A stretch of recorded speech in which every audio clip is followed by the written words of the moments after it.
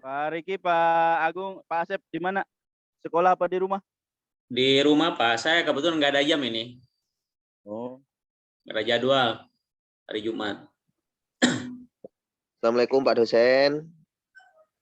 Waalaikumsalam. Pak dosennya ke pinggir dulu tuh. Saya mau pakai background itu nggak ketemu ya.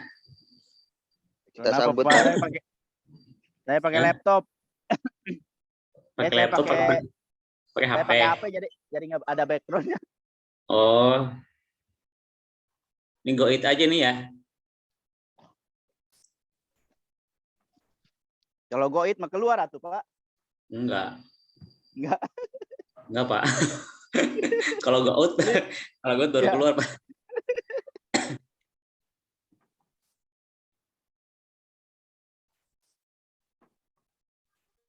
Cari background dulu.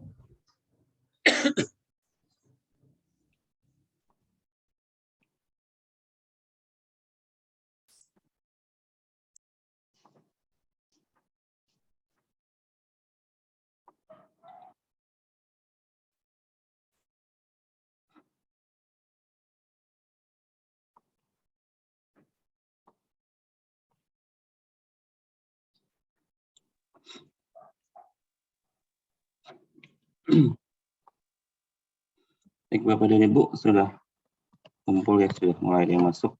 Sambil jalan aja kita tunggu yang lain. Kita mulai. Bismillahirrahmanirrahim. Assalamualaikum warahmatullahi wabarakatuh. Waalaikumsalam warahmatullahi wabarakatuh. Ya. Oke. Alhamdulillah, wasyukurillah wala haula wala quwata illa billah. Amma ba'du, Bapak dan Ibu yang saya hormati, alhamdulillahirrahmanirrahim, pada pagi hari ini kita masih diberikan kesehatan dan kesempatan untuk melanjutkan ya perjuangan kita semua Bapak dan Ibu dalam satu prosedur ya sertifikasi guru yang melalui pola PPG. Bapak dan Ibu, di hari yang kelima ini Oke,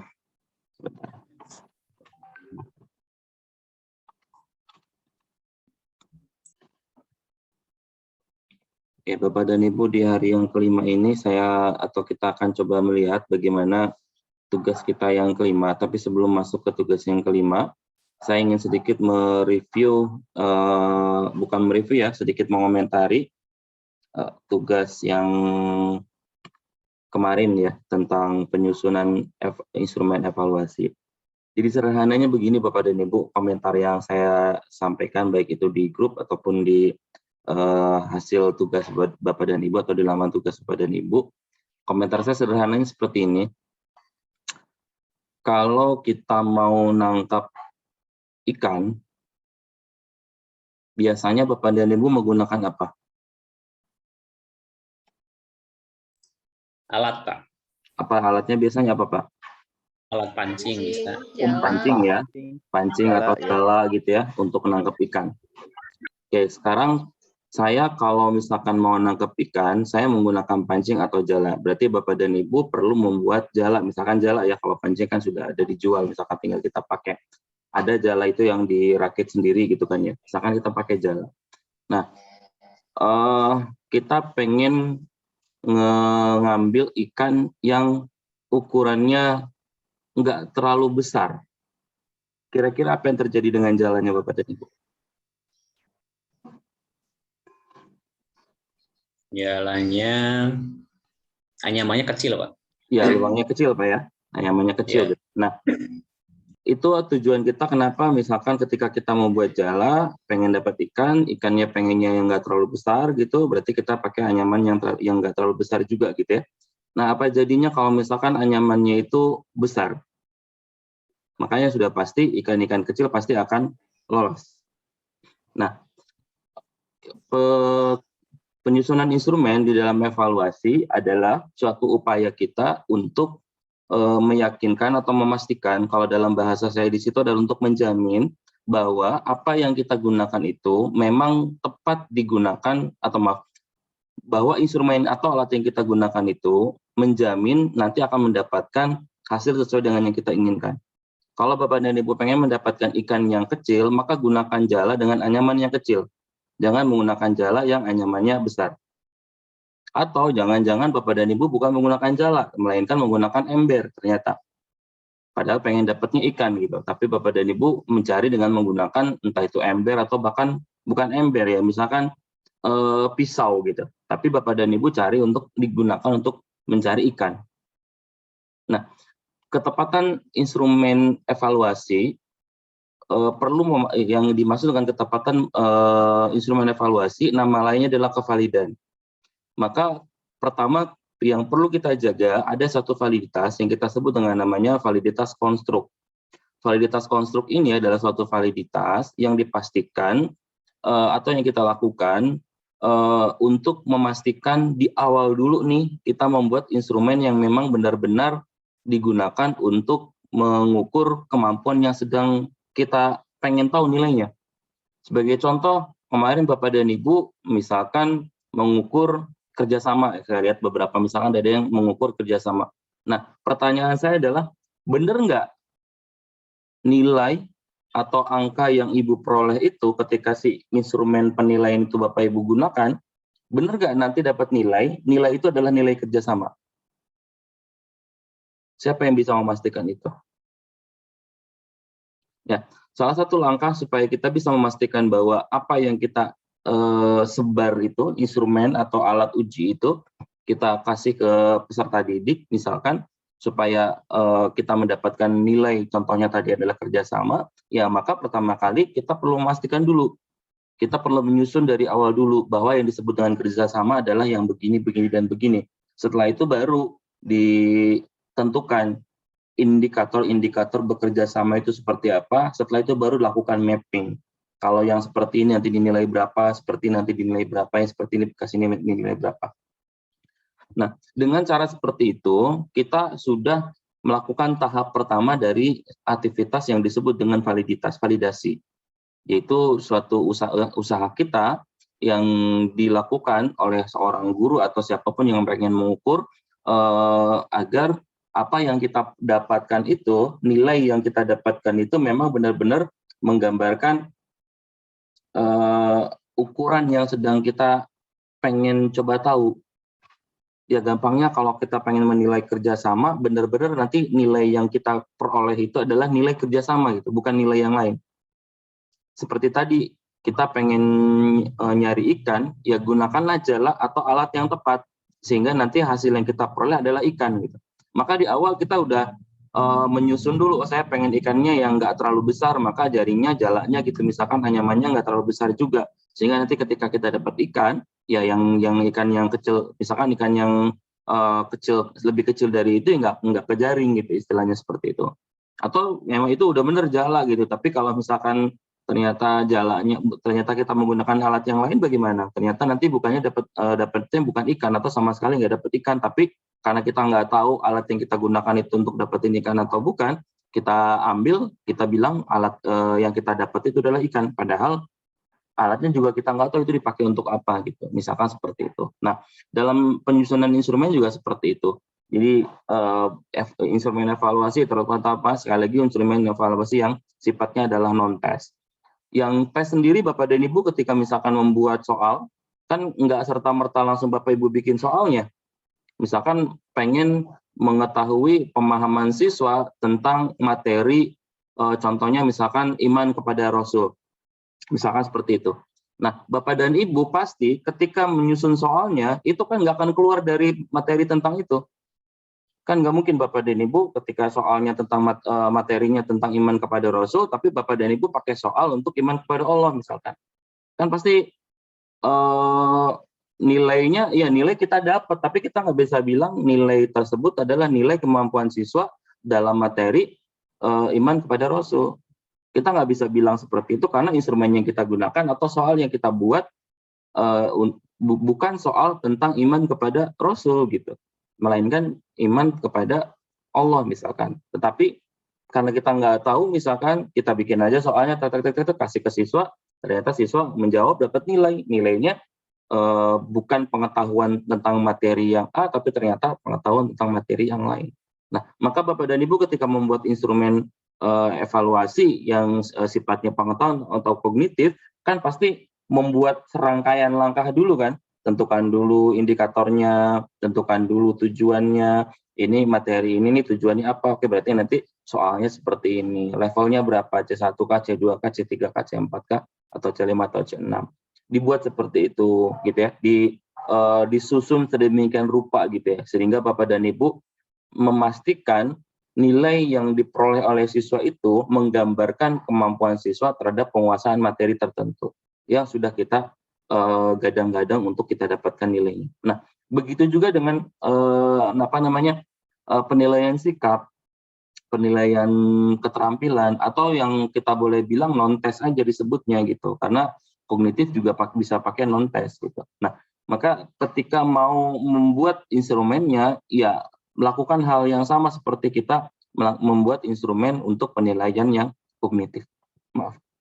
Jadi kira-kira seperti itu Bapak dan Ibu ya, komentar saya yang sederhananya ya tadi, kalau kita pengen mendapatkan ikan ya gunakan alat untuk mencari ikan gitu. Jangan sampai kita menggunakan pisau tapi untuk mencari ikan di laut misalkan. Ya nanti yang kita dapat ya bukan ikan gitu. Tapi kita karena nggak tahu kita bilang yang kita dapat itu adalah ikan. Nah itu istilahnya kalau dalam bahasa evaluasi, yang seperti itu kita sebut namanya tidak valid. Valid adalah ketika kita bisa memastikan bahwa data yang atau angka yang kita peroleh itu menggambarkan variabel yang sesungguhnya. Ada selain valid, ada satu lagi sebenarnya Bapak dan Ibu pengujian yang harus dilakukan. Yang kedua adalah reliable. Reliable itu artinya awet, gitu, ajeg, tidak lekang oleh waktu. Contohnya adalah kalau sederhananya tadi itu si jala yang kita buat itu harus benar-benar kuat gitu. Jangan sampai nanti baru dipakai sekali jalannya udah jebol. Kita pengen dapat ikannya yang ukuran segitu tapi ternyata jalannya udah jebol, banyak yang sobek, akhirnya kita bisa mendapatkan ikan yang lebih besar. Maka ikan yang nggak terlalu besar nggak kita tangkap misalkan karena jalannya udah jebol duluan gitu. Nah, yang seperti itu tuh artinya si instrumennya itu sudah tidak ajeg. Ketika waktunya berubah, itu nggak bisa digunakan lagi gitu misalkan seperti itu. Itu namanya kalau dalam bahasa pengukuran itu atau dalam bahasa evaluasi itu kita sebut dengan yang namanya reliabilitas. Reliable itu artinya adalah ajeg, konsisten gitu ya. Jadi yang diperoleh itu nilainya satu orang kalau kita nilai dengan menggunakan instrumen yang sama itu pasti akan mendapatkan nilai yang sama. Itu kalau misalkan konsisten atau reliable. Nah, itu kira-kira Bapak dan Ibu komentar saya mengenai tugas yang keempat. Semalam sampai jam berapa saya nilai itu jam 10, itu ada 2 lagi ya. Jadi 1 baru masuk itu belum saya nilai, ada 2 lagi juga belum saya, yang 2 lagi saya belum lihat apakah sudah masuk atau belum, tapi mudah-mudahan hari ini sudah masuk semua. Jadi bisa dinilai untuk yang sisanya ada 3 lagi yang belum masuk. Silakan Bapak dan Ibu ditunggu bagi yang belum, kalau yang sudah berarti tinggal fokus ke pekerjaan kita yang berikutnya, yaitu yang kelima, yaitu AKM dan survei karakter dan lingkungan. Jadi mungkin Bapak dan Ibu sudah sangat mafhum dengan hal seperti ini, apalagi ini sudah pernah kita bahas juga di modul. Jadi kayaknya nggak terlalu banyak hal yang bisa kita diskusikan di sini karena apalagi kalau misalkan AKM itu sudah ada modulnya, sudah ada sudah ada pakemnya gitu. Tapi saya nggak tahu untuk yang AKMI ya, untuk yang madrasah apakah sudah disiapkan atau belum, saya kurang paham. Kalau yang di Kemendikbud itu saya udah mendownload beberapa buku untuk AKM ya. Untuk AKM. Nah, untuk AKM ini kan ada 3 ya Bapak dan Ibu. Yang pertama adalah literasi, kemudian yang kedua adalah numerasi, yang ketiga adalah sikap. Nah, sikapnya itu ada 2, yaitu karakter, dan yang kedua adalah sikap lingkungan. Nah, yang literasi dan numerasi saya kira itu tidak ada peran atau untuk bidang PAI sepertinya tidak ada di literasi dan numerasi. Oleh karena itu Bapak dan Ibu di tugas yang kelima ini untuk penyusunan instrumen AKM baik itu instrumen AKM itu hanya di bagian survei karakter dan lingkungan aja Bapak dan Ibu. Jadi nggak perlu nanti membuat tugasnya untuk literasi dan numerasi. Jadi bentuknya membuat soal Bapak dan Ibu. Soalnya adalah soal untuk pengukuran kemampuan literasi dan yang kedua adalah pengukuran kemampuan numerasi. Yang ketiga pengukuran kemampuan atau pengukuran kualitas karakter dan sikap lingkungan yang dimiliki oleh siswa. Nah, jadi untuk yang guru-guru PAI mungkin tidak perlu mengerjakan yang pembuatan instrumen AKM untuk literasi dan numerasi. Untuk yang level SDMI, ya mungkin membuat instrumen untuk AKM literasi dan numerasi. Karena kalau untuk yang guru PAI kayaknya nggak perlu ke sana.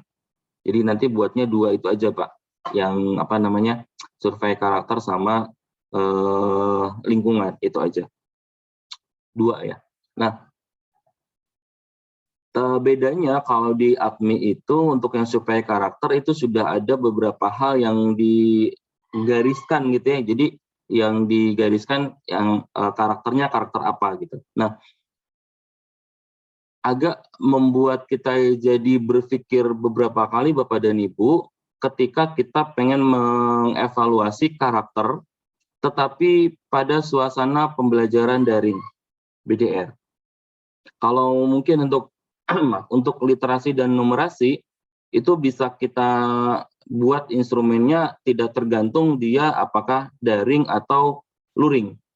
Tetapi kalau untuk yang daring, nah bagaimana kita membuat instrumen AKMI-nya untuk survei karakternya. Nah, itu yang pertama. Yang kedua, terminologi yang kita gunakan di sini bukan evaluasi ya Bapak dan Ibu, beda dengan yang kemarin. Kalau evaluasi itu untuk menilai kemampuan siswa dan nanti siswa dikategorikan dia termasuk ke dalam level yang mana gitu ya. Kalau tadi misalkan di RA ya atau di TK gitu kan ada belum berkembang, ada berkembang sangat baik dan seterusnya. Itu kalau di TK misalkan itu kan artinya kita sudah melakukan evaluasi dan memberikan bukan hanya penilaian menjudge ya, langsung menjudge bahwa si fulan ini atau si siswa ini levelnya adalah sudah berkembang dengan sangat baik misalkan. Itu kan berarti kita sudah melakukan evaluasi. Sementara untuk AKMI ini enggak seperti itu Bapak dan Ibu. Untuk AKMI ini ada beberapa terminologi yang perlu kita kita lihat bareng-bareng. Saya pengen menyampaikan atau menampilkan beberapa slide Bapak dan Ibu. Tapi ini slide-nya bukan punya saya, jadi saya hanya membacakan aja Bapak dan Ibu untuk survei atau asesmen ya karakter, survei karakter di masa BDR. Saya share screen dulu. Ya, jadi ini Bapak dan Ibu slide yang saya tampilkan ini sekali lagi ini bukan slide saya, jadi kita baca bareng-bareng isinya apa. Yang penting di sini konteksnya adalah agak sedikit saya ngambil konsentrasinya adalah di survei karakter ya, asesmen pendidikan karakter dalam konteks BDR atau belajar dari rumah ya, yang saat beberapa waktu yang lalu semua siswa itu diselenggarakan atau di hampir semua sekolah madrasah menyelenggarakan kegiatan pembelajaran dengan model BDR ya, belajar dari rumah. Nah, ini menjadi pertanyaan ketika AKMI untuk yang pendidikan karakternya seperti apa, karena kan belajarnya di rumah. Nah, nantinya Bapak dan Ibu, ini akan ada beberapa terminologi yang perlu kita perkuat atau perlu kita sama-sama buat kesepakatan atau pemahaman yang sama mengenai hal ini. Nah, di sini Bapak dan Ibu ada dua terminologi ketika kita bicara tentang pendidikan karakter. Ya, yang pertama yang mau kita lihat adalah bagaimana pendidikan karakter itu diterapkan oleh sekolah. Ya, berarti di sini pendidikan karakter itu sebagai suatu proses. Ya, artinya ini adalah satu upaya yang dilakukan oleh sekolah bagaimana pendidikan karakter itu dilakukan. Sebagai contoh misalkan pembiasaan membaca Asmaul Husna, pembiasaan atau misalkan membuang sampah dan seterusnya.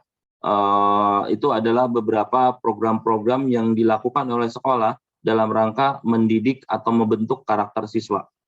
Berarti kan dari awal sekolah sudah punya program karakter apa yang mau dibentuk dan bagaimana program-program sekolah yang mendukung terhadap pembentukan karakter tersebut. Jadi itu yang pertama terminologinya. Kemudian yang kedua adalah data tentang karakter siswa. Jadi yang disebut dengan asesmen pendidikan karakter untuk yang kedua ini adalah hasil yang diperoleh dari pendidikan karakter yang sudah dilakukan oleh sekolah. Sehingga karena kita melakukan asesmen, survei, maka yang akan kita dapatkan bukan untuk menilai siswa, melainkan sebagai bahan evaluasi program-program sekolah mengenai bagaimana karakter siswa.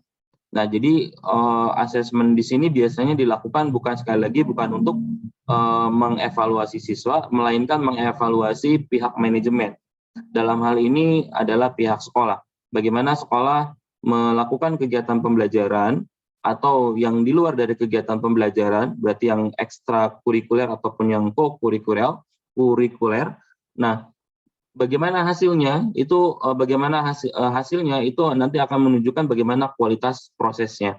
Jadi kira-kira penggunaan survei karakter di sini setelah kita tahu misalkan bagaimana nilai karakter siswa, nah selanjutnya adalah menjadi cerminan bagi pihak sekolah mengenai program-program yang sudah pernah dilakukan atau akan membuat program tentang apa untuk melatihkan kemampuan literasinya, kemampuan numerasinya, dan juga bagaimana karakternya. Jadi dua hal ini yang mungkin kita temukan atau kita keluar dari kepala kita ketika kita ngomongin tentang pendidikan karakter atau asesmen pendidikan karakter.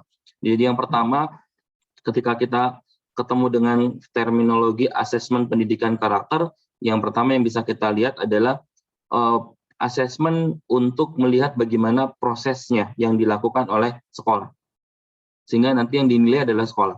Kemudian yang kedua, bisa juga bagaimana pendidikan tersebut menghasilkan suatu karakter, maka asesmen pendidikan karakter ini merupakan pengukuran bagaimana karakter siswanya sebagai hasil dari pendidikan karakter yang sudah dilakukan oleh pihak sekolah. Nah, ternyata yang dimaksud dengan asesmen pendidikan karakter di sini, saya lewat di sini.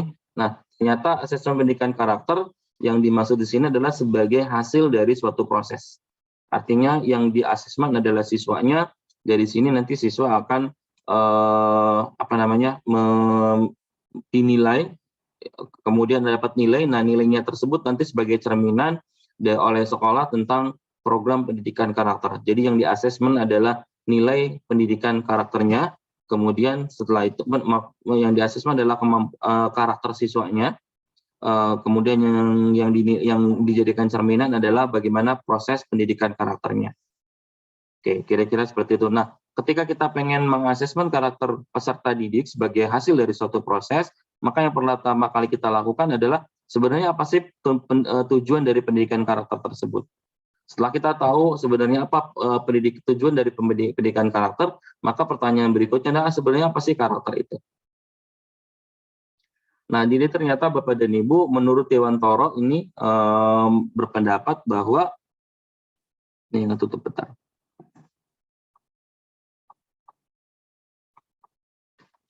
Jadi ternyata Bapak dan Ibu yang disebut dengan karakter menurut Dewan Toro adalah suatu paduan mengenai tabiat manusia yang bersifat tetap sehingga menjadi suatu tanda khusus antara orang yang satu dengan orang yang lain. Namanya juga karakter. Jadi dia sudah bersifat tetap. Dan ini menjadi karakter khusus.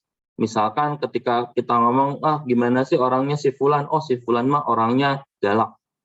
Sama seperti mungkin Bapak dan Ibu ketika ketemu dengan dosen-dosen PPG misalkan. Gimana sih Pak yang ini? Oh, yang Pak ini mah pelit nilai. Enggak, oh Pak yang ini mah baik gitu, nilainya royal. Oh, Bapak yang ini mah selalu ini mah nyantai aja, kapan aja mau menyelesaikan tugasnya selesai, terserah gitu. Nah, ada sesuatu yang melekat pada diri seseorang, maka itu adalah karakternya. Jadi kira-kira seperti itu Bapak dan Ibu. Nah, menurut Dewantoro juga karakter ini dibagi menjadi 3. Yang pertama adalah ada nilai-nilai yang terkait dengan sosial dan religius. Kemudian ada yang sikap kejiwaan, karakter kejiwaan yang melihat dari innernya, bagaimana seorang memiliki semangat, bagaimana seorang memiliki motivasi, bagaimana seseorang memiliki suatu visi, itu kan terlihat dari bagaimana karakternya dia. Oh, ini mah karakternya karakter orang yang pejuang misalkan. Oh, ini mah karakternya orang yang loyo, cepat menyerah misalkan. Berarti itu terkait dengan kejiwaan, karakter yang melekat. Ada juga karakter secara spiritual. Oh, orangnya ini mah soleh misalkan. Oh, orangnya ini mah punya jiwa sosial yang sangat tinggi. Dia orangnya dermawan. Nah, itu berkaitan dengan nilai-nilai baik itu sosial ataupun spiritual. Ada juga karakter yang berkaitan dengan apa yang dilakukan keseharian, sikapnya, pemarahkah, pendengkikah, pendendamkah, bagaimana perilakunya, kemudian penghormatan dia terhadap guru dan seterusnya. Jadi ketika kita membicarakan karakter, ketika kita membicarakan karakter secara garis besar, kita bisa katakan bahwa karakter ini adalah suatu nilai pada suatu perbuatan, value in action. Jadi apa yang kita lihat dari berbagai macam dimensi itu akan menggambarkan bagaimana karakter seseorang. Artinya juga bahwa ketika kita pengen menyusun instrumen penilaian atau asesmen karakter siswa, maka kita nggak bisa melihat dari hanya satu sisi aja, sosialnya aja misalkan, atau dari sisi perilakunya aja, perbuatannya di keseharian dia. Kayaknya kurang adil juga ya, karena kita bisa melihat karakter dari, kalau menurut definisi dari Dewantoro ini, ada 3 hal yang perlu kita perhatikan ketika kita menyusun instrumen asesmen karakter, gitu ya.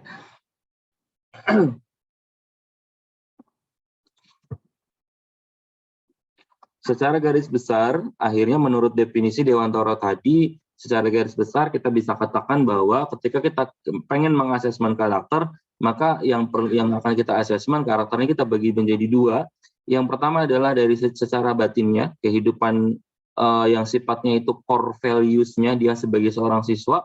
Kemudian yang kedua adalah apa yang muncul dari core values-nya tersebut, berupa perbuatan-perbuatan secara lahiriah yang itu berkaitan dengan hubungan dia sesama manusia. Mungkin kalau kita bilang core values ini adalah hablum minallahnya gitu, yang ke atasnya. Karakter-karakter yang sifatnya spiritual, sosial, tapi yang didasari oleh ketuhanan. Kalau bisa kita bilang kemanusiaan yang didasari oleh ketuhanan. Ada yang bilang kalau kemanusiaan kita didasari oleh ketuhanan, maka itu bukan kemanusiaan. Misalkan seperti itu. Tapi yang kita lihat di dalam pendidikan di Indonesia, kita memandang bahwa ada juga kemanusiaan yang dilandasi oleh ketuhanan. Ada juga yang melakukan tindakan kemanusiaan tanpa peduli bagaimana hubungan dia dengan Tuhannya. Ada yang seperti itu juga.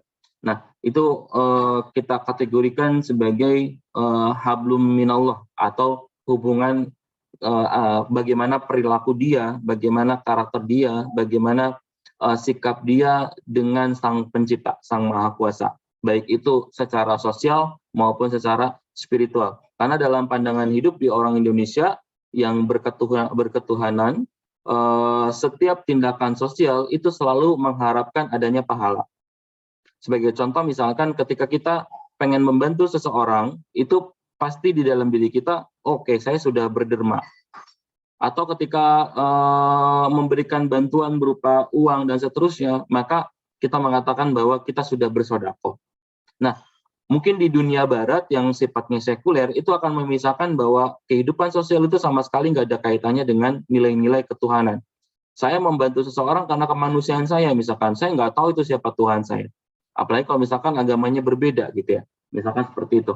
Nah, tapi sekali lagi karena kita di Indonesia, maka sikap sosial itu tidak bisa dilepaskan dari sikap kita kepada Tuhan kita. Makanya asesmen karakter di sini kita bagi untuk yang mau sikap sosial maupun spiritual, kita sebut aja values atau kehidupan yang bernilai secara kebatinan.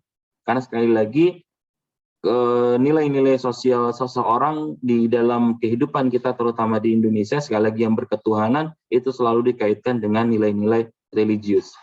Berbeda sekali lagi kalau misalkan kita ngobrolin orang-orang yang ada di barat sana, mereka melakukan kegiatan aktivitas sosial, itu sama sekali nggak ada hubungannya dengan ketuhanan mereka. Walaupun sebenarnya ada tapi terselubung ya, ada tetapi terselubung. Misalkan Bapak dan Ibu, contoh yang baru-baru ini cukup hangat ya, mungkin bisa dijadikan juga sebagai referensi kita ya, tentang misalkan isu tentang LGBT misalkan, yang kemarin barusan aja rame ya, di podcast, kemudian di film-film gitu ya, itu kan cukup rame ya tentang LGBT. Nah, bagaimana kampanye-kampanye LGBT ini disisipkan di dalam pendidikan karakter di Indonesia, itu sudah mulai dilakukan. Nah, bagaimana sikap dia terhadap siswa ini terhadap tindakan-tindakan LGBT? Kalau di dunia sana, di barat sana, itu menganggap LGBT itu tidak ada kaitannya dengan ketuhanan, karena itu adalah sikap sosial dia, kecenderungan dia. Jadi tidak ada hubungannya dengan ketuhanan. Tetapi sekali lagi kalau kita bawa isu tentang LGBT ke Indonesia, itu nggak bisa diterima. Karena kehidupan orang di Indonesia yang berketuhanan itu nggak bisa menerima paham tentang LGBT. Kenapa? Karena sekali lagi sikap sosial seorang manusia di Indonesia itu selalu dilandasi oleh nilai-nilai ketuhanan. Ada values di sana. Maka nggak mungkin seseorang bisa mengedepankan sikap sosialnya dengan mengabaikan sikap ketuhanannya. Karena orang kita ketika berdebat dengan orang yang mendukung LGBT, mereka nggak akan mau berbicara tentang masalah agama, karena mereka tahu agama melarangnya. Nah, oleh karena itu, kampanye tentang pemisahan antara sosial dengan keagamaan ini sudah marak dilakukan, Bapak dan Ibu, hati-hati. Sudah marak dilakukan, sehingga orang berpikir bahwa kalau kamu berbuat atau membantu seseorang dengan harapan mendapatkan pahala, berarti itu bukan kemanusiaan, berarti itu bukan sosial. Ada yang mengatakan seperti itu, Bapak dan Ibu. Dan itu sudah mulai banyak dikampanyekan tipis-tipis, tetapi hati-hati bagi anak-anak kita, siswa-siswa kita, atau bahkan di rumah kita, ketika terpapar dengan paham-paham seperti itu, kalau kita nggak punya benteng, kalau kita nggak punya penyaring, maka itu akan dengan sangat mudah mempengaruhi bagaimana cara berpikir anak-anak kita, siswa kita. Mereka akan berpikir kalau jiwa sosial aja, nggak perlu ngomongin masalah Tuhan. Akan seperti itu Bapak dan Ibu. Jadi akan dia pisah seperti itu. Maka pemahaman ini adalah pintu masuk buat menyisipkan pemahaman tentang LGBT. Itu luar biasa Bapak dan Ibu, sudah sangat masif dilakukan, tipis-tipis sekali lagi, tetapi nyata ada terlihat bagaimana upaya kampanye-kampanye itu dilakukan. Misalkan kemarin ada podcast yang dilakukan oleh Deddy Corbuzier, Bapak dan Ibu. Kalau kita amatin, ternyata setiap tahun selama 4 tahun ke belakang, Deddy Corbuzier sudah membuka tempat bagi LGBT untuk tampil. Nah, itu awal-awal kan nggak terlalu ini, karena mestinya baru puncaknya adalah kemarin ya, yang ketika Deddy Corbuzier mengundang pasangan gay yang menikah gitu, dan memang tidak hidup di Indonesia karena di Indonesia kan dilarang gitu, tidak diberikan waktu. Nah, Deddy Corbuzier walaupun bilang itu adalah dari sisi kemanusiaannya, sikap dia, nah itu berarti Deddy Corbuzier sudah mulai memisahkan antara sikap sosial dia dengan ketuhanannya. Karena menurut dia dan menurut orang-orang yang berpemahaman seperti itu, antara sikap sosial itu seharusnya menurut mereka itu tidak perlu dilibatkan ketuhanan di situ. Nah, itu sudah mulai mengikis hal-hal seperti itu Bapak dan Ibu, sudah mulai dikampanyekan hal seperti itu. Tujuannya adalah agar apa? Agar LGBT bisa diterima di Indonesia. Gitu. Nah, maka penting buat kita Bapak dan Ibu selalu mengampanyekan kepada siswa kita bahwa sikap sosial kita itu tidak mungkin bisa terlepas dari nilai-nilai ketuhanan. Karena tidak mungkin sesuatu itu selalu baik, tidak mungkin sesuatu itu selalu benar padahal walaupun dia baik. Karena sesuatu yang baik belum tentu benar. Tetapi kalau yang benar sudah pasti baik walaupun menurut kita nggak baik. Itu sekali lagi Bapak dan Ibu yang perlu kita kampanyekan untuk menangkal bagaimana upaya-upaya orang lain ya di luar sana untuk menyisipkan paham-paham tentang LGBT.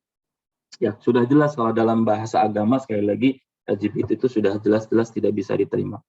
Ya, makanya mereka pengen memisahkan tuh LGBT itu bukan masalah hubungan manusia dengan Tuhannya gitu. LGBT itu adalah masalah hubungan manusia dengan manusia lagi. Jadi hukumnya adalah hukum sosial bukan hukum agama. Mereka pengen memisahkan itu. Ya, sementara sekali lagi di Indonesia kita akan lebih banyak percaya bahwa pilihan-pilihan orientasi seksual dan seterusnya itu tetap harus dilihat bagaimana pertimbangan di dalam agamanya. Oke, kira-kira itu Bapak dan Ibu, maka yang tadi sikap sosial dan ketuhanan di dalam asesmen karakter itu kita satukan menjadi value yang sifatnya itu adalah kehidupan secara batiniah dia. Ketika dia membantu seseorang, maka dia akan merasakan suatu kepuasan secara batiniah. Ketika dia bisa mendermakan hartanya, bisa membantu orang keluar dari kesulitan, maka di sana ada suatu kepuasan yang sifatnya batiniah. Kehidupan sosial tidak bisa dilepaskan dari kehidupan spiritual di Indonesia. Yaitu yang harus kita tetap selalu kita jaga. Nah, di sini kalau ini balik ke tujuannya Bapak dan Ibu adalah tujuan dari pendidikan karakternya, bukan pendidikan karakternya, bukan karakternya itu sendiri.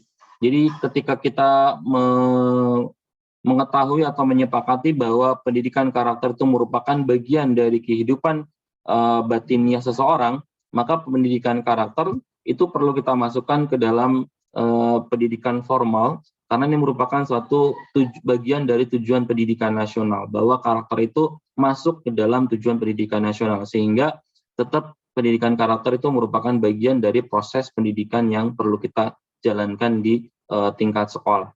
Nah, oleh karena itu, ketika kita sudah menjadikan pendidikan karakter bagian dari proses pembelajaran yang ada di sekolah, maka kita perlu juga menentukan sebenarnya apa sih tujuan pendidikan karakter ini dilakukan.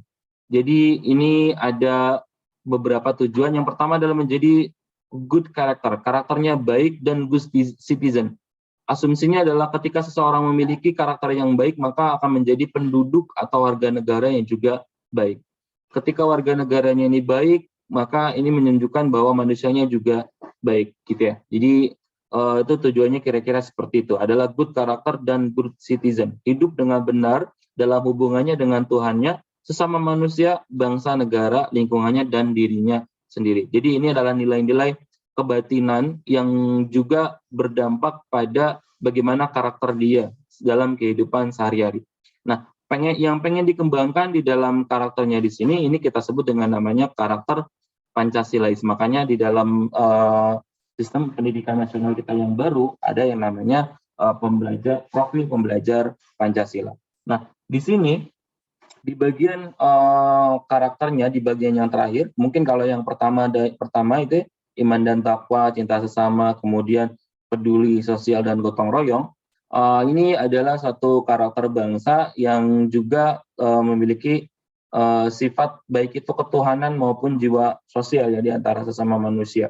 Kalau yang di bawah itu adalah yang kelima, itu adalah karakter yang berkaitan dengan perilaku dia sehari-hari, yaitu bisa demokratis, kemudian integritas pribadi, berarti ada kejujuran, kemudian amanah, kemudian kreatif, komunikatif, dan mandiri, dan seterusnya. Jadi ini adalah tujuan dari pendidikan karakter itu sendiri, kenapa itu perlu kita sampaikan di dalam proses pembelajaran. Dalam sistem pendidikan nasional ini berarti kita ngomongin sistem pendidikan nasional yang lama Bapak dan Ibu ya, ini belum, yang baru ini belum disahkan. Kenapa belum disahkan yang baru?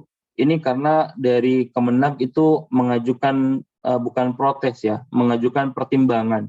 Karena terminologi pendidikan di pondok pesantren dan madrasah itu tidak lagi masuk ke dalam sistem pendidikan nasional.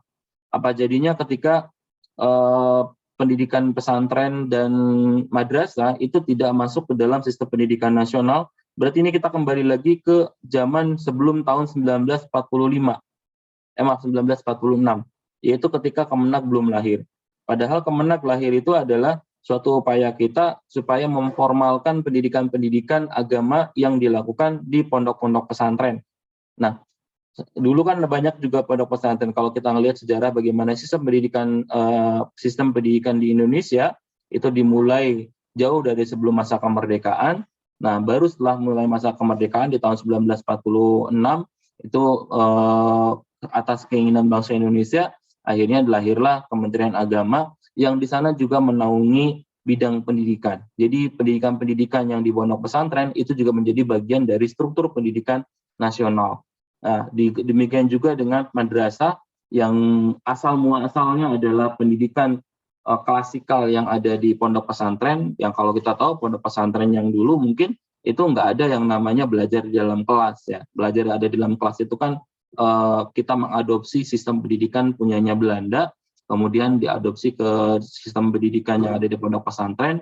Mulailah pondok pesantren mengajarkan materi-materi yang sifatnya umum, ya ada bahasa Indonesia, bahasa Inggris, misalkan sains, matematik, gitu ya. Awalnya hanya belajar bahasa aja, awalnya belajar baca Quran aja, kemudian masukin bahasa, masukin falak, masukin fikih, kemudian masukin yang lain ya, ada belajar kitab dan seterusnya. Nah itu akhirnya kan berkembang menjadi sekolah formal yang ada di dalam pondok pesantren. Jadi pondok pesantren itu banyak juga yang menyelenggarakan kegiatan pendidikan formal. Ya kita menyebutnya dengan pondok pesantren modern. Nah itu juga merupakan bagian dari sistem pendidikan nasional kita. Ya. Tapi dengan adanya Undang-Undang Sistem Pendidikan Nasional di draftnya di tahun 2022 ini, terminologi tentang pondok pesantren dan madrasah itu dihilangkan Bapak dan Ibu, tidak ada. Ya, kebetulan kemarin saya ketemu dengan, bukan ketemu ya, ikut kegiatan yang dilaksanakan oleh KSSK Madrasah. Kita kemarin menggodok pedoman implementasi pendidikan inklusif di madrasah, tetapi di saat yang sama, di forum yang sama juga terjadi diskusi tentang undang-undang sistem pendidikan nasional yang baru. Kebetulan saya memang nggak ikut di diskusi yang itu, saya ikut yang tentang implementasi pendidikan inklusif di madrasah. Jadi kita sudah selesai buku pedomannya, tinggal menunggu ya PMA-nya, peraturan Menteri Agamanya. Kalau udah terbit itu bisa nanti Bapak dan Ibu yang di madrasahnya, di madrasah yang bukan sekolah, yang ingin mengimplementasikan pendidikan inklusif, itu bisa mengikuti buku pedoman yang sudah kita buat. Nah, di kesempatan berikutnya saya juga ketemu dengan Kasubdit ya, PAI di sekolah, Pak Ilham, itu menceritakan bagaimana boleh dibilang apa ya, kesombongan orang Kemenak gitu Bapak dan Ibu ya. Jadi ketika Kemendikbud berencana untuk merevisi Undang-Undang Sistem Pendidikan Nasional, itu boleh dibilang Kemenak itu apa ya, punya pendapat sendiri, sehingga merasa nggak perlu ikut-ikutan Kemendikbud. Sehingga ketika Kemendikbud sudah selesai menggodok Undang-Undang Sistem Pendidikan Nasional yang baru, itu mulai rame karena ketika di draft itu dilihat ternyata istilah pondok pesantren dan madrasah itu tidak lagi masuk di dalam Undang-Undang Sistem Pendidikan Nasional. Ya kalau saya boleh bilang ya salah sendiri ketika mau diajakin diskusi kok nggak ikutan, tetapi dengan asumsi kita mau bikin sendiri gitu. Ya jadi boleh dibilang kalau itu adalah bentuk kesombongan ya atau apa ya, kalau orang sekarang bilang tuh songong gitu ya. Sok-sokan gak mau ngikutan, ketika ditinggalin akhirnya protes.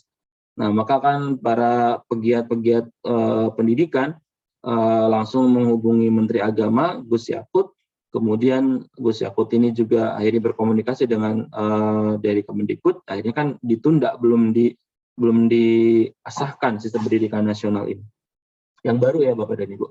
Jadi kita masih menggunakan sistem pendidikan nasional yang lama ini, masih menunggu dulu masukan-masukan dari tim Kemenak Bapak dan Ibu untuk memasukkan istilah kembali ya tentang pondok pesantren dan madrasah. Bayangkan Bapak dan Ibu kalau sistem pendidikan nasional ini disahkan, maka nasib nasib guru-guru, nasib siswa kita yang ada di madrasah itu nanti nggak bisa lagi eksis di keseharian. Misalkan alumni dari MTS itu bisa jadi, alumni dari MI itu bisa jadi nggak diterima di SMP, Bapak dan Ibu. Alumni dari MTS nanti nggak bisa masuk ke SMA gitu ya.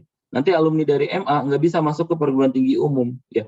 Karena apa? Karena dianggap pendidikan di bawah Kemenag itu yang madrasah dan pondok pesantren itu dianggap di luar dari sistem pendidikan nasional, bukan bagian dari struktur pendidikan formal yang ada di Indonesia. Itu kan agak lumayan nanti mengkhawatirkan Bapak dan Ibu, sehingga perlu bareng-bareng kita mengambil sikap ya. Jadi ini Bapak dan Ibu core values dalam sistem pendidikan nasional kita. Di dalam undang-undang itu ada Pancasila terutama ya, di bagian penutup itu di mukadimahnya, maaf, di paragraf terakhir itu ada Pancasila, dan terutama juga ada namanya keimanan dan ketakwaan ya, karena kan atas berkat rahmat Allah yang Maha Kuasa. Jadi maksudnya Indonesia sudah benar-benar tidak mungkin melepaskan diri dari nilai-nilai ketuhanan, karena dalam Undang-Undang Dasar itu sudah sangat jelas gitu. Sehingga kampanye-kampanye LGBT yang pengen memisahkan hubungan manusia dari ketuhanan itu agak sulit kita terima oleh orang Indonesia. Walaupun bagi yang sudah punya mungkin ya karena dapat bayaran kali ya, akhirnya dia punya uang, dikasih uang, akhirnya bisa ngomong sesuai dengan keinginan orang yang memesannya. Kemudian berikutnya Bapak dan Ibu, ini saya akan langsung aja ke, ini sudah jam 9:15, mohon maaf. Prinsip-prinsipnya bagaimana pendidikan, ini pendidikan karakternya Bapak dan Ibu ya, bukan penilaian pendidikan karakternya, bukan. Ini bagaimana pendidikan karakter dilakukan di sekolah. Prinsipnya adalah berorientasi pada teori dan tujuan. Jadi sekali lagi balik lagi ke tujuan, Tidak untuk justifikasi, tapi untuk umpan balik dengan segera dalam proses. Kita nggak boleh menyebut seseorang itu berkarakter baik atau berkarakter kurang baik misalkan. Kemudian dilakukan secara santai tapi serius. Nah, hasil asesmennya digunakan untuk memperbaiki proses pendidikan atau pembelajaran agar berdampak pada karakter baik. Jadi ini dikembalikan lagi pada penyelenggara pendidikan karakter, bukan kepada siswa. Sehingga nanti kalau yang nilai karakternya kecil misalkan, itu jangan dipanggil ke BP atau BK kemudian diceramahin, bukan Bapak dan Ibu. Berarti ketika ada hasil dari suatu proses di asesmen ternyata menghasilkan output yang tidak sesuai dengan harapan, maka yang perlu dipertanyakan adalah penyelenggara prosesnya, yaitu adalah orang-orang yang terlibat di dalam proses pendidikan karakter di sekolah, yaitu entah siapa ya, proses tersebut melibatkan siapa, dan itu akan kita evaluasi karena itu karena menghasilkan output yang tidak sesuai dengan harapan. Ini ada asesmen autentik Bapak dan Ibu, ini banyak banget yang bisa kita lakukan ya. Kalau ada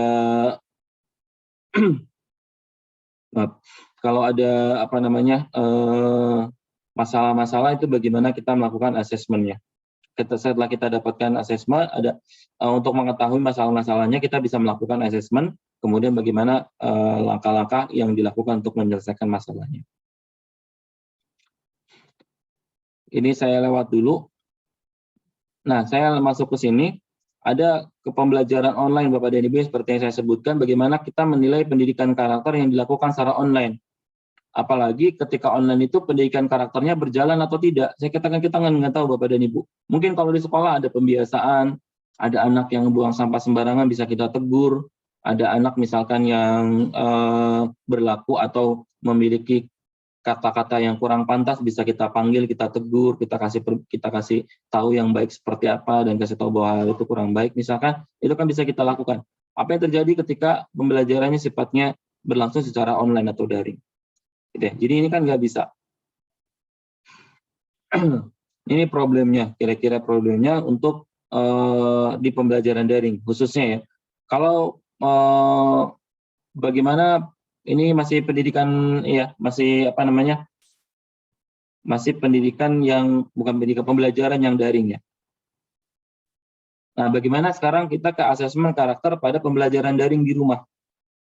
Ya, pembelajaran daring, bagaimana kita melihat atau integrasi pendidikan karakternya. Ya, bisa misalkan menggunakan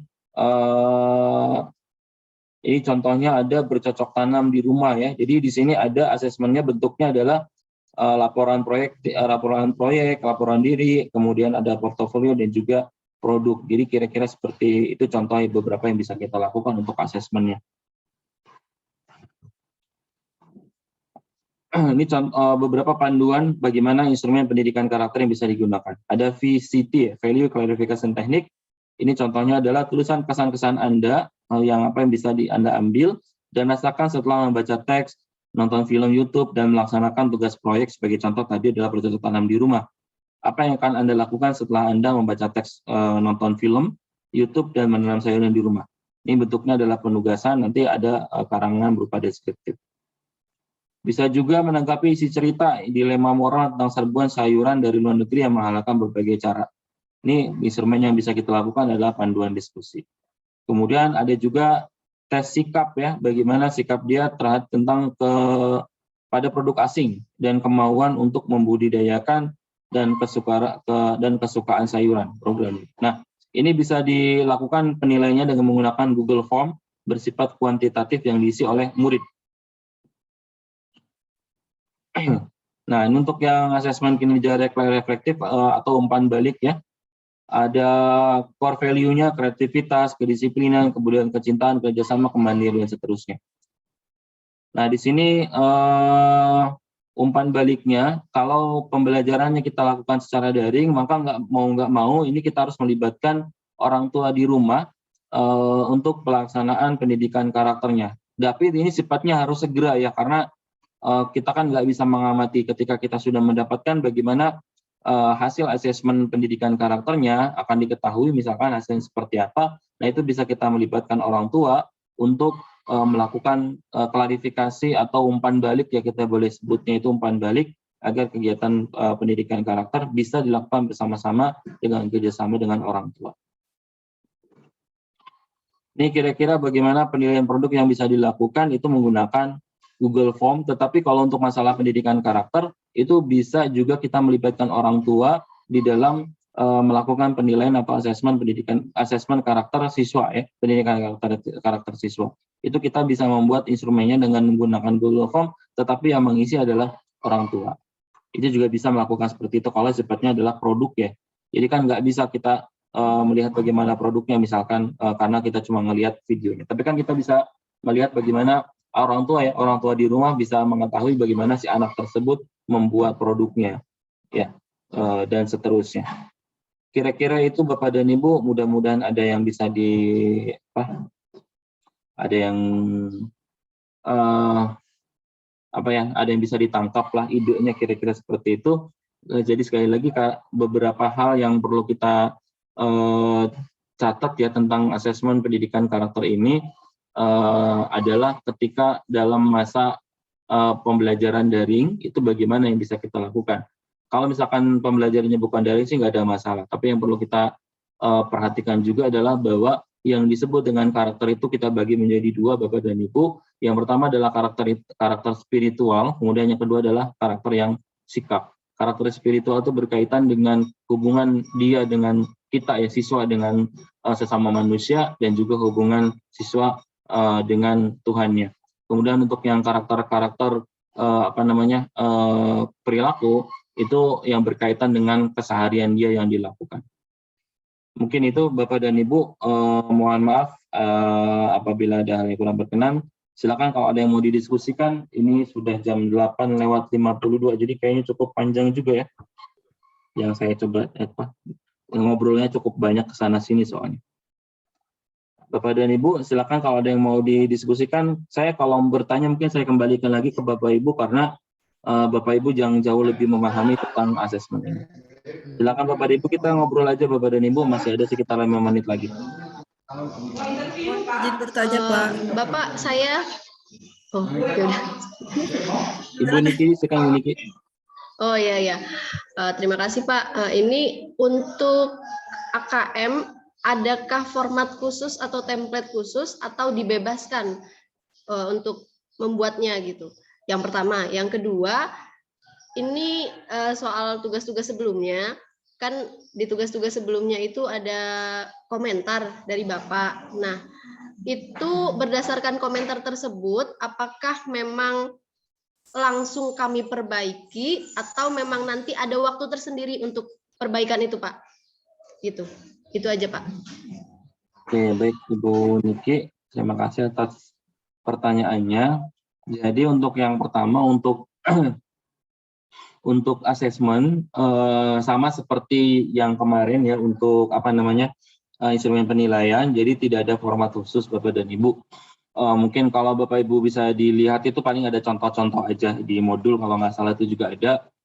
Itu bisa diadopsi untuk formatnya. Jadi tidak ada format khusus. Untuk pertanyaan kedua, saya sudah sampaikan ke siapa saya lupa kemarin. Jadi kalau misalkan Bapak dan Ibu ingin memperbaiki, silakan nanti diperbaiki ketika direview. Karena di review itu nanti akan dibuat ulang Bapak dan Ibu. Gitu. Tapi banyaknya sih kemarin saya ketika mendampingi Bapak Ibu di tahun yang kemarin ya, di bagian review itu dia hanya mengupload ulang gitu. Yang udah pernah diupload di perangkat, diupload lagi di review.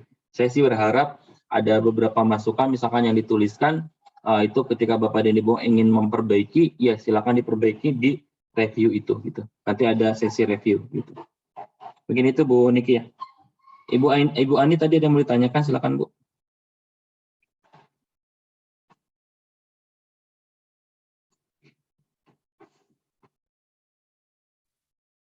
Pak, terima kasih atas waktunya. Assalamualaikum warahmatullahi wabarakatuh. Waalaikumsalam warahmatullahi wabarakatuh. Saya mau menanyakan yang perihal yang yaitu salah satunya ya komentar dari Bapak itu bahwa untuk melaksanakan evaluasi sikap terutama ya itu terutama saya di TK gitu ya. Apakah itu harus mengikuti seperti dalam modul bahwa di TK itu bahwa untuk menganalisa evaluasi itu sikap itu yaitu diantaranya melakukan ada sikap penilaian diri gitu kan, ada penilaian antar peserta didik dan tadi pada akhirnya membuat jurnal gitu. Apakah seperti itu di TK bisa dilakukan tidak gitu Pak? Maksudnya untuk memperbaiki hasil saya ini Pak untuk di review nanti itu harus seperti di modul atau seperti apa Pak? Itu terima kasih. Assalamualaikum warahmatullahi wabarakatuh. Oke, waalaikumsalam warahmatullahi wabarakatuh. Terima kasih Ibu Ani. Jadi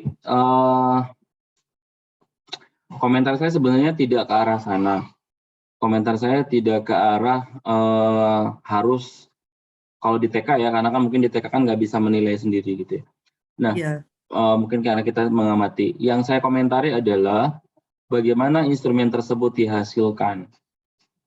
Ya, apakah sudah melalui pemetaan belum gitu. Jangan-jangan nanti kita tadi ya kalau cerita di awal itu seperti yang tadi cerita di awal, kita rencana pengen nangkep ikan ukurannya gini aja deh. Saya pengen nangkep ikan gitu. Nah, kalau mau nangkep ikan, maka alat yang digunakan misalkan jala gitu. Tapi ternyata kita mau nangkep ikan yang dibawa bukan jala melainkan misalkan cangkul gitu. Nah, kemudian kita dapat bisa jadi yang kita dapat misalkan kita ke sungai mau nyari ikan pakai jala gitu. Harusnya, tapi ternyata kita bawa adalah cangkul. Kita pakai cangkul itu kemudian kita ambil hasilnya, ternyata hasilnya sebenarnya bukan ikan, tapi karena kita pengen nangkep ikan, kita bilang hasilnya itu adalah ikan. Kita menggunakan alat yang tidak sesuai untuk tujuan kita. Kita pengen dapatnya ikan, tapi pakai alatnya adalah cangkul. Tetapi ketika udah dapat hasil, kita bilang hasilnya adalah ikan. Nah, instrumen yang kita hasilkan dengan meng-copy paste atau apa yang namanya boleh kita sebut ya, tinggal kita salin aja yang udah ada, itu kan tidak ada jaminan sekali lagi Bapak dan Ibu, apakah memang benar-benar akan bisa digunakan untuk mengetahui nilai karakter tertentu. Sebagai contoh seperti yang saya sebutkan di awal tadi, saya pengen menilai misalkan kerjasama. Ya, apakah dengan instrumen tersebut pertanyaan-pertanyaan checklist itu berkembang, terlihat, misalnya sangat baik dan seterusnya, apakah itu dijamin akan memberikan hasil nilai kerjasama atau bukan gitu? Maaf. Ada jaminan enggak gitu? Nah, kita pengen kan, saya pengen menggunakan instrumen ini untuk mengetahui nilai kerjasama seorang siswa. Ya, maka kita harus pastikan dulu bahwa itu digunakan untuk menghasilkan, untuk mengukur nilai kerjasama gitu. Kalau kita pakai instrumen yang sudah ada, sudah jadi, itu tidak ada jaminan bahwa hasil yang diperoleh itu bakal untuk menilai kerjasama gitu. Kenapa? Karena kita nggak melakukan mapping dulu, nggak ada judgement di sana. Namanya kalau boleh dibilang itu namanya adalah validitas konstruk. Validitas yang dilakukan selama proses penyusunan, itu namanya validitas konstruk. Nah, yang bisa dilakukan validitas konstruk biasanya seperti apa? Expert judgment. Jadi expert judgment itu sebagai contoh, ibu adalah seorang expert. Ibu harus menjudgment dulu, memberikan judgment, memberikan apa? Judgment itu apa ya? Penghakiman, pengadilan gitu. Bahwa apa yang kita buat itu adalah sesuai dengan tujuannya. Oke deh, kemarin tadi juga saya kasih contoh untuk yang, atau saya singgung sedikit untuk instrumen penilaian yang sifatnya kognitif, pakai tes. Apa yang dilakukan ketika ibu membuat soal, misalkan pakai tes, pakai soal. Apa yang ibu lakukan pertama kali ketika mau membuat soal tes? Misalkan tadi saya ambil contoh, ada tes untuk pemahaman materi iman kepada Rasul, sebagai contoh. Nah, maka Bapak dan Ibu ketika membuat soal itu, kan pasti menanyakan seputar iman kepada Rasul. Jangan sampai Bapak dan Ibu membuat soal, menanyakan hal yang lain, misalkan ternyata isinya adalah iman kepada Allah. Padahal kita pengen mengukur kemampuan siswa, pemahaman siswa tentang materi iman kepada Rasul. Maka kita ketika membuat soal itu kan pasti hati-hati banget kan. Soal yang ini menanyakan tentang apa, soal yang ini menanyakan tentang apa, soal ini menanyakan tentang apa, sehingga ketika kita bikin soal udah jelas pasti soal ini ketika diujikan kepada siswa dapat nilainya menggambarkan nilai pemahaman siswa tentang materi iman kepada Rasul. Apa jadinya kalau misalkan kita menggunakan soal yang lain yang nggak pernah kita lihat apa isinya, kasih aja ke siswa, kemudian siswa mengerjakan dapat nilainya jelek-jelek. Akhirnya kita bilang, oh nilai siswa itu untuk materi iman kepada Rasul jelek-jelek. Padahal soalnya bukan untuk mengukur kemampuan iman kepada Rasul. Bisa jelek kenapa? Karena belum dipelajari misalkan. Nah, tapi kita langsung menjudge, langsung menghakimi bahwa, oh ini soal ini, nilai ini adalah nilai pemahaman siswa tentang iman kepada Rasul.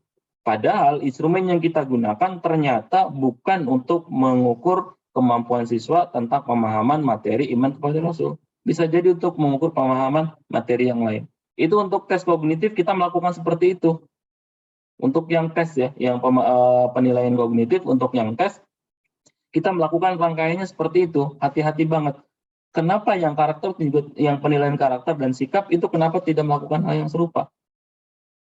Kan sama aja.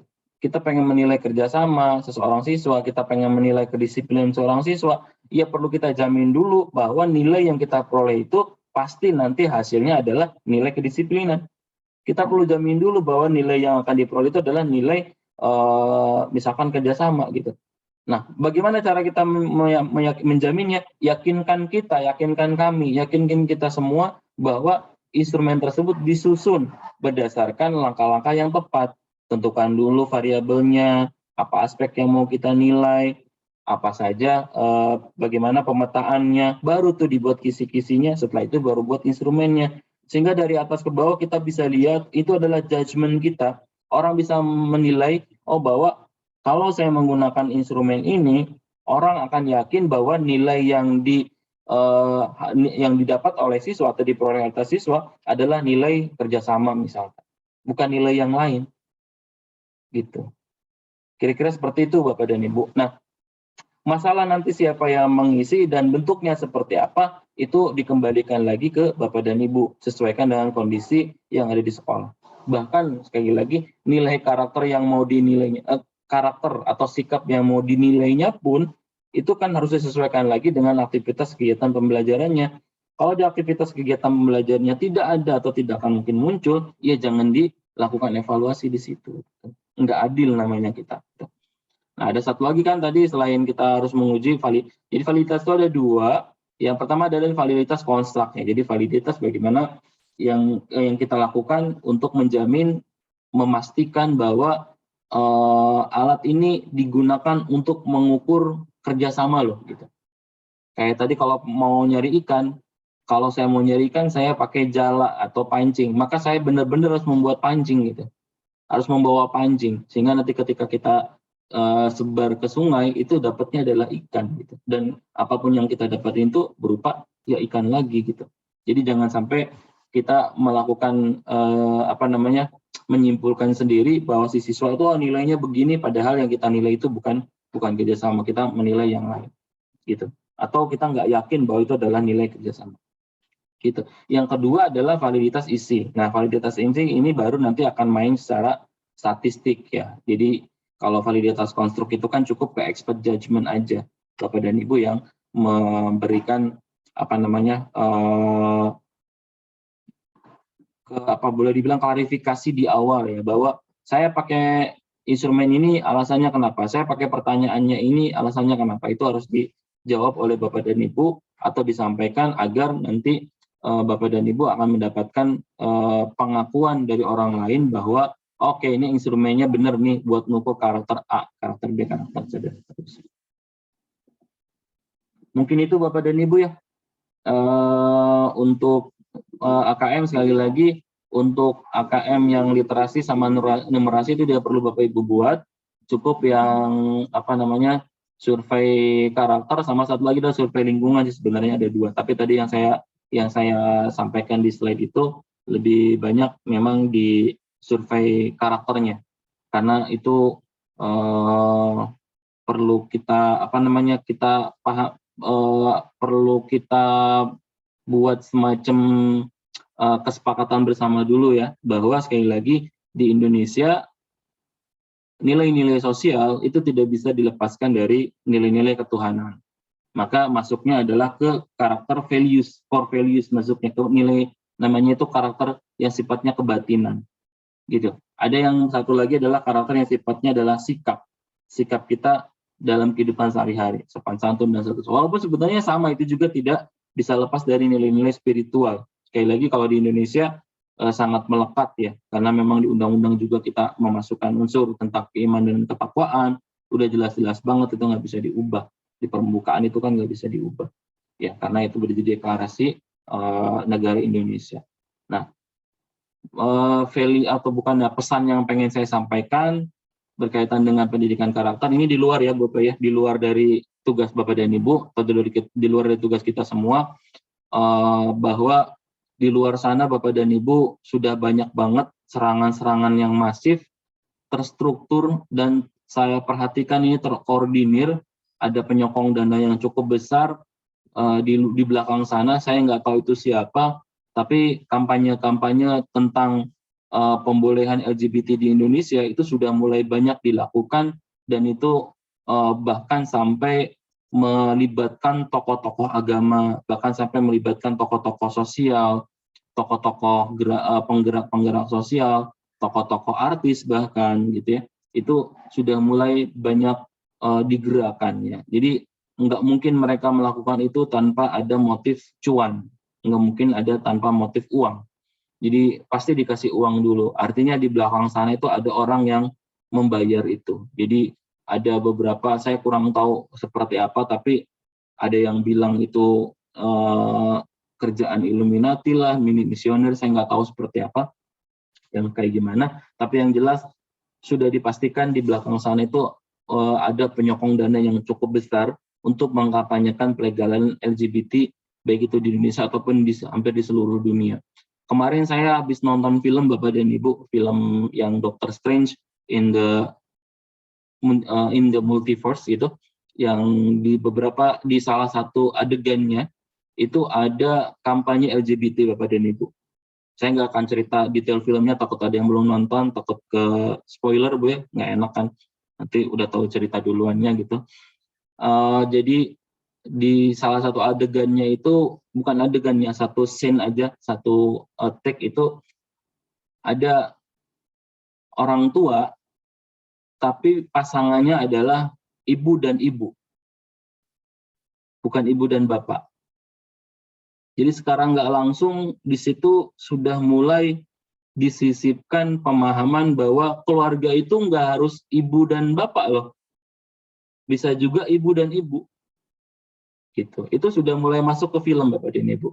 Artinya kalau kita nggak memahami itu, maka nanti kalau misalkan nonton bareng anak atau siapa anak sekolah gitu, kalau mereka nggak kita pahamkan bahwa itu adalah perbuatan yang nggak benar gitu ya, baik secara agama maupun secara moral di Indonesia, maka itu akan ditelan mentah-mentah oleh anak-anak kita. Gitu.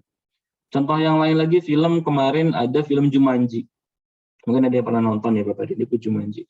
Di film Jumanji itu ada jadi ada satu karakter perempuan yang masuk ke dalam karakter laki-laki.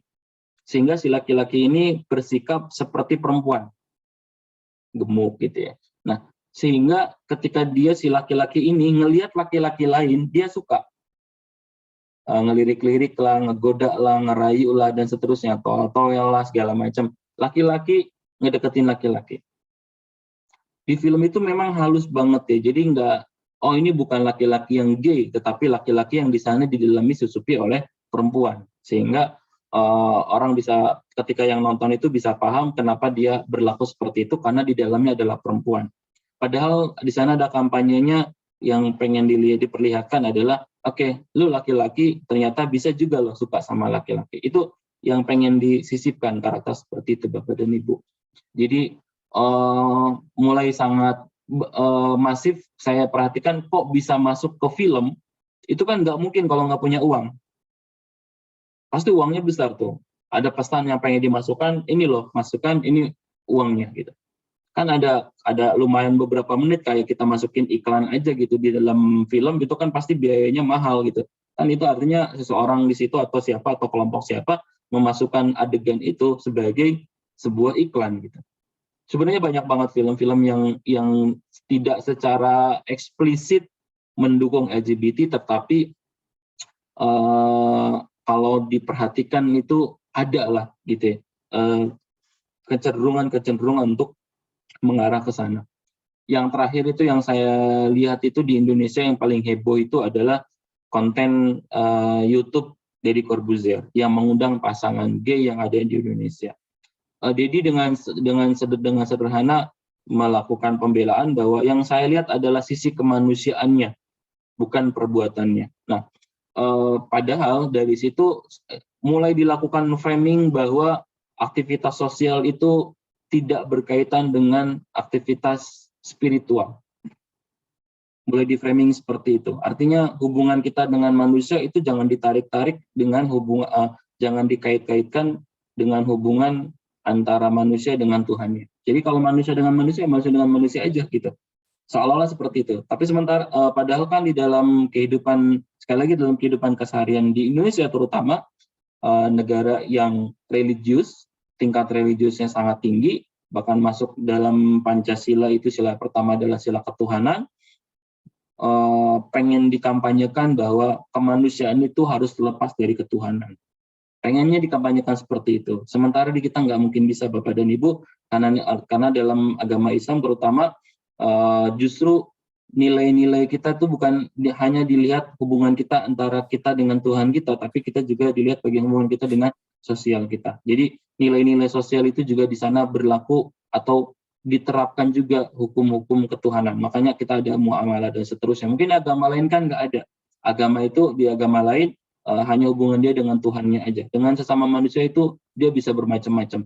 Jadi ada bermacam-macam bentuknya. Nah, kira-kira itu deh Bapak dan Ibu yang di luar sekali lagi di luar dari konteks tugas kita, tapi yang sekarang ini sedang ramai mulai mencuat lagi Bapak dan Ibu adalah bagaimana aktivitas kampanye pelegalan LGBT di Indonesia itu sudah mulai nampak lagi. Kita sebagai guru, sebagai pendidik harus mulai pasang badan untuk menjaga, membentengi anak-anak kita dari paparan paham-paham yang menurut kita itu menjijikan gitu, nggak ada hal yang patut dibanggakan dari hal-hal seperti itu. Kira-kira itu Bapak dan Ibu, mohon maaf sudah menyita waktunya, sudah jam 9 lewat. Silakan untuk kembali lagi ke aktivitas masing-masing Bapak dan Ibu. Kalau ada pertanyaan boleh nanti disampaikan di kolom chat. Mohon maaf suara saya sudah mulai batuk-batuk. Jadi kira-kira itu. Sekali lagi mohon maaf untuk hari ini saya akhiri dulu sampai sini Bapak dan Ibu. Kita akhiri dengan sama-sama baca lafaz alhamdulillah.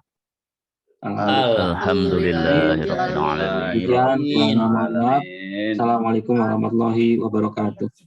Waalaikumsalam warahmatullahi wabarakatuh. Terima kasih Pak. Sama-sama. Terima kasih Pak dosen. Ya, saya lihat ya biar nanti Sehat semua. biar nanti sukses langsung. semua. Amin. Amin. Amin. Amin. Amin. Amin. Amin.